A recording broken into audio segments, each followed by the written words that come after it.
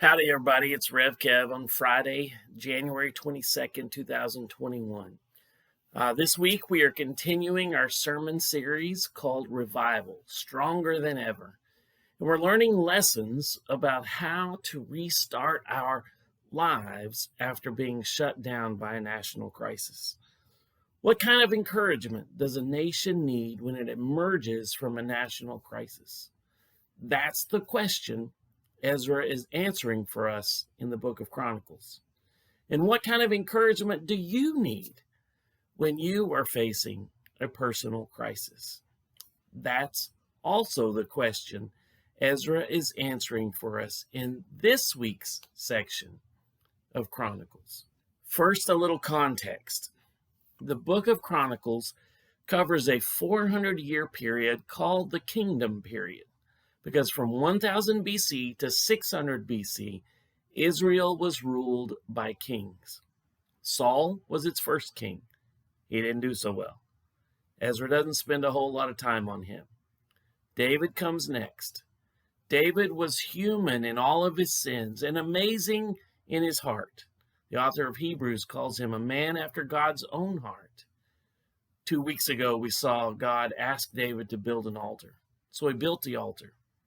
But first, he bought the field for the altar, and he bought the animals for the sacrifice, and the field in which he built the altar. And he said, I will not offer to the Lord my God that which does not cost me anything. Next in the line of kings was Solomon.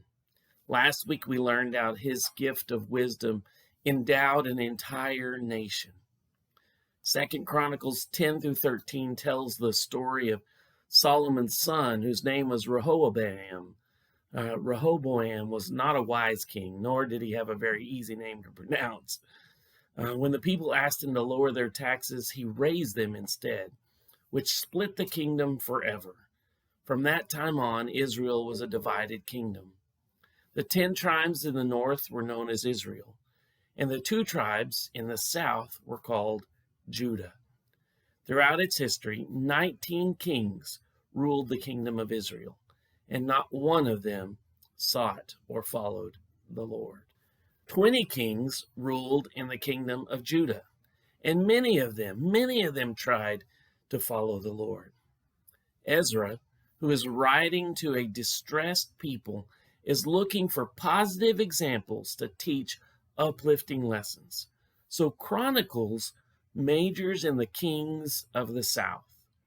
After David, Solomon, and Rehoboam come 2 kings whose names both start with A.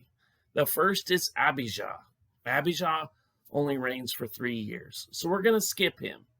And we're going to go on to the second king whose name starts with an A. His name was Asa. Asa was not perfect, but he was one of the good kings. Ezra is going to use the life of Asa to teach us 3 lessons on the power of faithfulness today. Asa is going to show us that when we are faithful to God, God is unfailing to us. Asa is going to teach us that the faithful may have many setbacks in life, but never full-on failures, because God is faithful, and he's faithful to his faithful ones. And all that God has is strongly, strongly available to the person who is strongly available to God. Asa's story spans 3 chapters of 2 Chronicles, chapters 14, 15, and 16. Read those 3 chapters this week to prepare for Sunday. We'll worship online or in person at 10:20 on Sunday morning. Remember, in person, we're wearing masks and practicing social distancing. I love you. I miss you. God bless you, and Happy New Year.